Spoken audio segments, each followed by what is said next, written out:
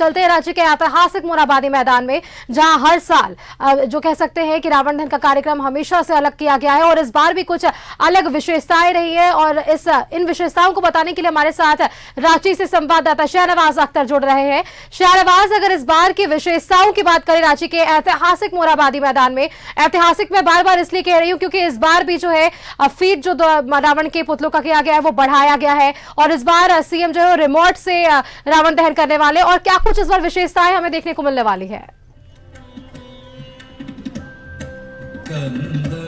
सुष्मिता, मैं मौजूद हूँ ऐतिहासिक मोरहाबादी मैदान में। यहाँ की तमाम राजनीतिक घटनाएं, बड़ी रैलियां, कार्यक्रम यहीं पर होते हैं, ट्रेड फेयर होते हैं। आज रावण दहन का मामला है। रावण दहन के लिए रावण तैयार है और 70 फीट का इस बार रावण होगा। 5 फीट इसके साइज बढ़ गया है।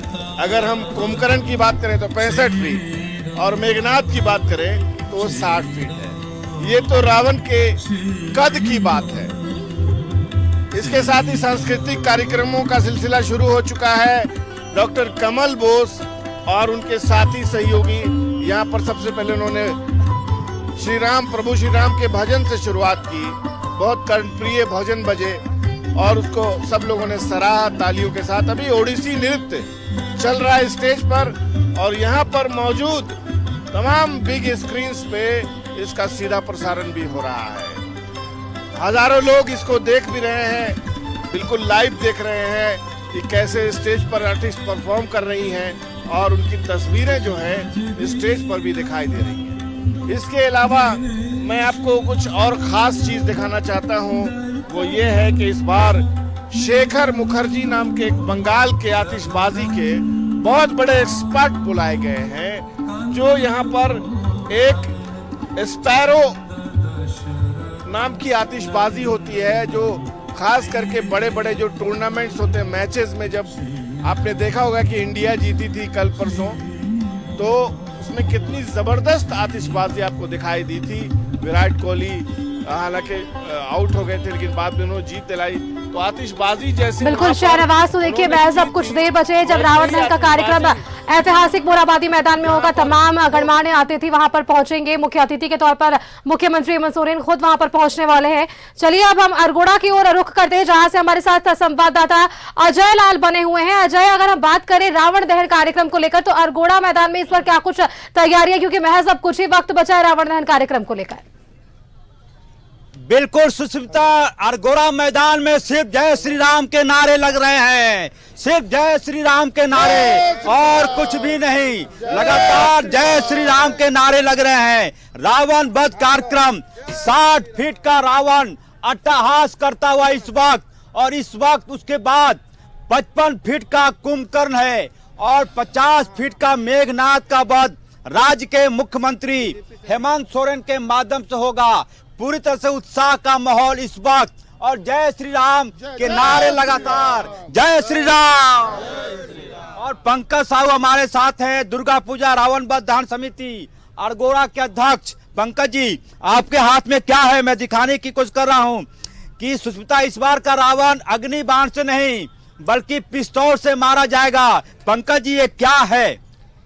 ये अभी धनुष बना हुआ है, उसमें ये फिट होगा और सीएम साहब इसका ट्रिगर दबाएंगे तो यहाँ से एक चिंगारी निकलेगा, सीधे उसके नाभि पे मारेगा। फिर नाभि मारने के बाद सीधा चक्री ऊपर की ओर चला जाएगा। रंग बिरंगी तिरंगा बन के निकलेगा। और रावण जब हंसेगा तो उसके मुंह से हा हा हा हा हा निकलेगा। ऐसे निकलेगा? हाँ हाँ हाँ जरूर निकलेगा, लेकिन जल के खाक भी हो जाएगा। खाक भी हो जाएगा। और ये सुष्मिता, मैं दिखाने की कोशिश कर रहा हूँ कि ये एक बार फिर से बताइए, पूरा चला के दिखाइए। बिल्कुल चला के दिखाने की मैं कोशिश कर रहा हूं आपके अनुरोध पर।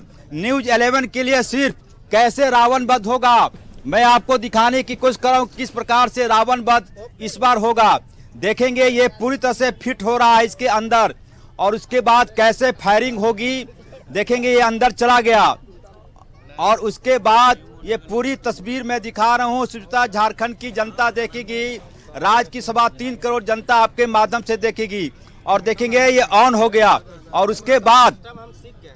उसके बाद ये किस प्रकार से फायर होगा वह भी आपके आंखों के सामने लाइव तस्वीर झारखंड की जनता आपके माध्यम से देखेंगे। न्यूज 11 के दर्शक देखेंगे। और राम के बारे में कहा जाता है कि हर व्यक्ति के भीतर राम होता है, हर शख्स के अंदर राम होता है। और शायद यही वजह है कि तुलसीदास ने, देखेंगे पूरी तरह से फायरिंग का, हमारे सहयोगी दिखाएंगे, कैश देखेंगे, ये आपके रोड पर पूरी तरह से लाइव, बिल्कुल लाइव देखेंगे, ये फायरिंग हो रहा है पूरी तरह से हाँ बिल्कुल ये फायरिंग हो रहा है। उसके बाद से देखेंगे ये कैसे लाइटिंग निकलेगी देखेंगे। और इस प्रकार से रावण का वध होगा। पंकज जी, पंकज साहू, तमाम लोग भी हैं, ये कहाँ से आइडिया आया किस बार पिस्तौल? हमारे मेन संरक्षक हैं श्री राजेश साहू जी, पूर्व अध्यक्ष भी हैं, उन्हीं का दिमाग से ये बनाया गया है।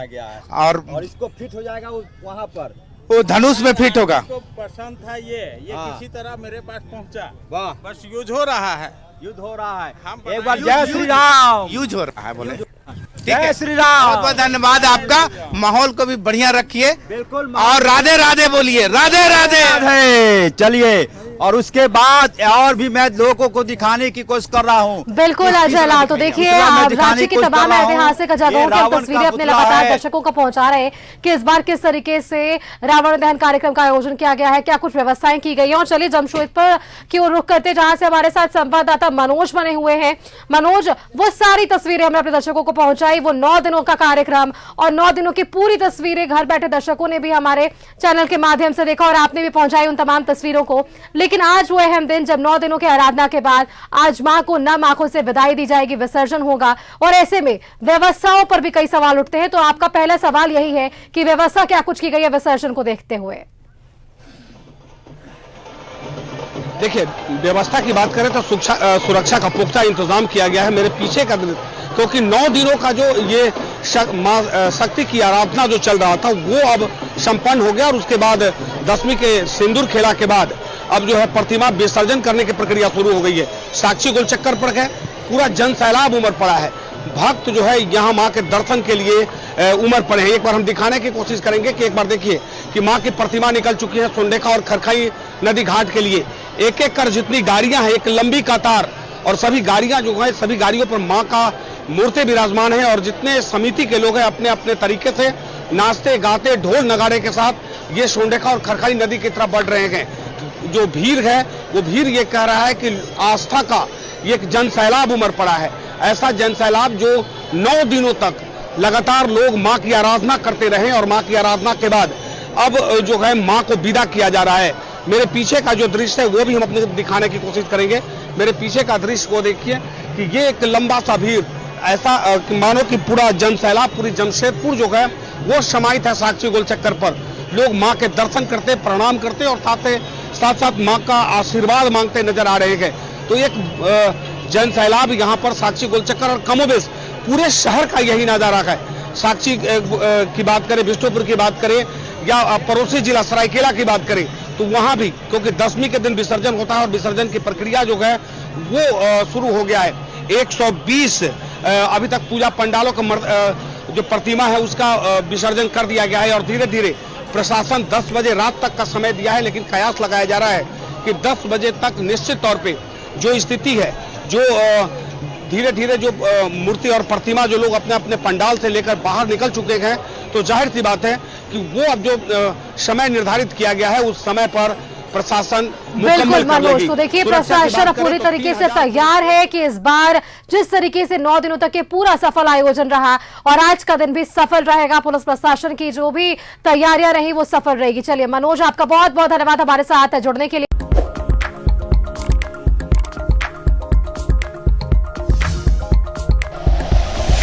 Like and share videos, subscribe करें हमारा चैनल और प्रेस करें बेल आइकॉन। न्यूज़ 11 भारत, सच है तो दिखेगा।